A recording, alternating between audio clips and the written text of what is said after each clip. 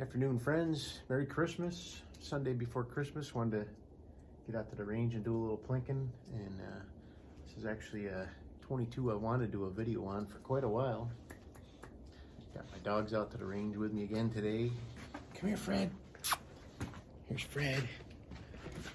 Look, here's Fred. Oh, man. Hi. He's a good boy. He's 10, gonna turn 11 soon. Doing real good though. Stella, come here, Stella. Stella, come. Come here, Stella. Stella, come.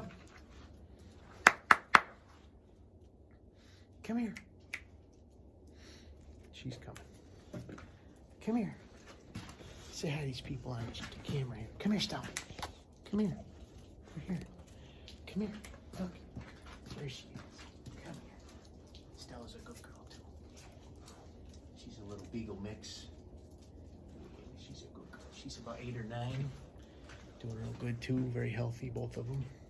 So, anyway. Getting a little white stuff up here in upstate New York. That's the way it goes, I guess. So, anyway, back to the gun. So this one is one like I said, I wanted to do a video on for quite a while, and just I don't know, for whatever reason I didn't get it out here and didn't get it going. So this is a Mossberg. It's a Mossberg model 46A.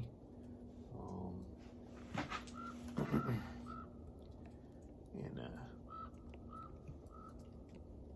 46A is a tube feed. It'll hold 15 rounds plus 1 in the chamber, so if you top it off, it'll have 16 total. I have a 46 just with no letter designation either, but they came, 46 and the 46A came with the Mossberg number 4 peep sight. This one is kind of special. We'll get into that in a minute, but this one did come from the factory with a Lyman 17 globe up front. Normally they would come with the Mossberg, I think it's a S106 or S101 with the little sheet metal hood. But yeah, this is... Okay, go get him. Go get him. So this one actually is quite special, or kind of special, I guess. The standard, for starters, the 46 and the 46A were models that were before the Mossberg came up with that plastic trigger guard that they got. And I own dozens of the rifles that have that plastic trigger guard, so it's not that I hate it or anything like that, but I just have a special place for this, the older Mossbergs with the metal trigger guard. You know, most of the time that you get one of those ones with the plastic and it's kind of shrunk and it just can be tough to fit a new one on and stuff, but these, you know, metal, you can't go wrong with that. So so the 46A was available like 38 or 39, which is as close as I can really come to putting a date on this one. After 39, they came out with the 46B, which again had that plastic trigger guard, and would all the rest of the rifles from then on up until like the late 60s would have that exact same thing with the grip, finger grip all the way down to the bottom of the pistol grip. So what makes this one kind of special, this one was actually designed or designated to be a 46A target. It doesn't say target on it, but a couple of the key features that make it stand right out, and as that is most of the 46s, they have these, they call them beaver tail cuts on the stock, and most of the 46s and 46As, the beaver tail is what they call a semi-beaver tail, and the cuts way up here, and this is thinner back here, but this is heavier to be a more target type of an action. It's got a heavy profile barrel on it. Most of the 46s, 46Bs, all those were all have a tapered barrel and goes out to a pretty thin barrel on the end.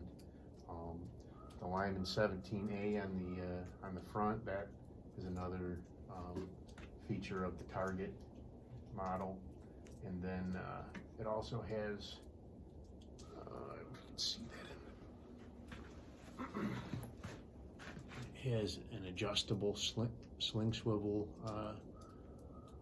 for different positions to let you adjust for your style of shooting.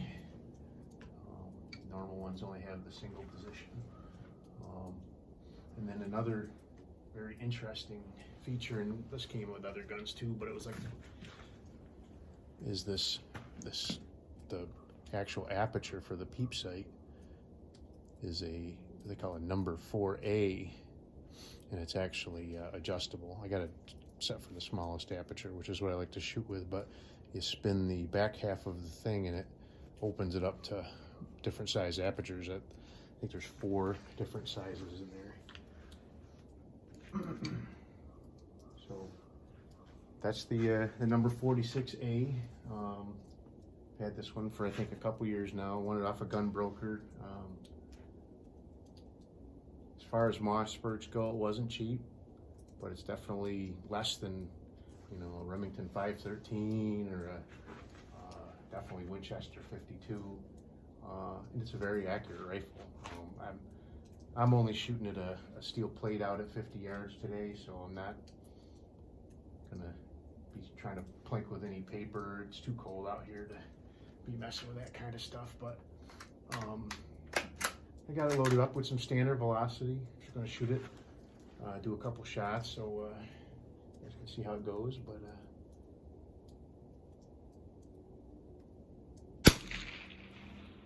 of course, the first one I missed the target altogether.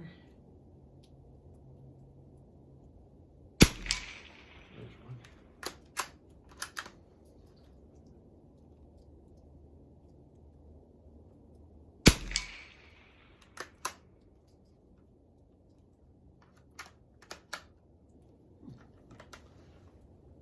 You know it's loaded. There it is.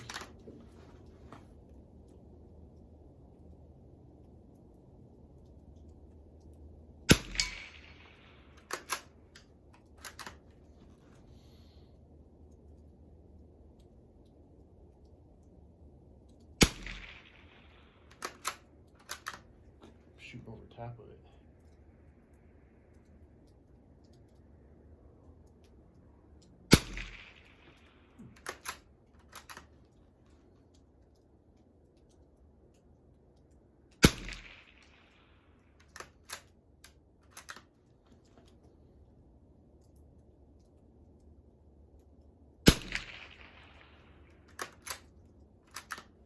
Here I'm hitting, I got it hanging on rubber straps. I think I'm hitting the rubber straps.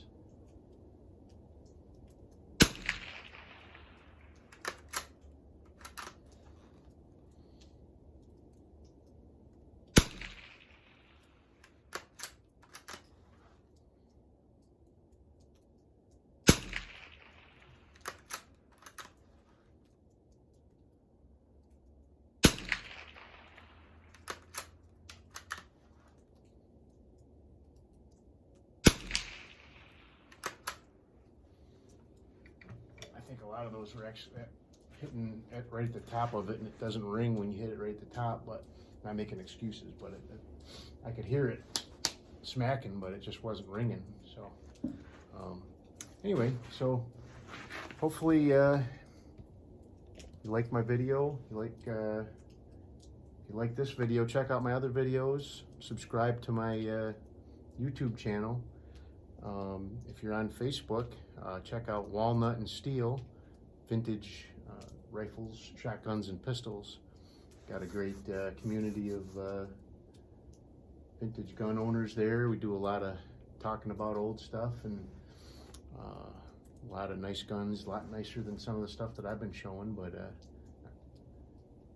go ahead and check it out. I did start a Patreon page, so if you want to check that out, I'll be a link down below. Give that a consideration, and either way, have a great day. Hope you all have a Merry Christmas, and we'll see you again soon. Thanks, bye.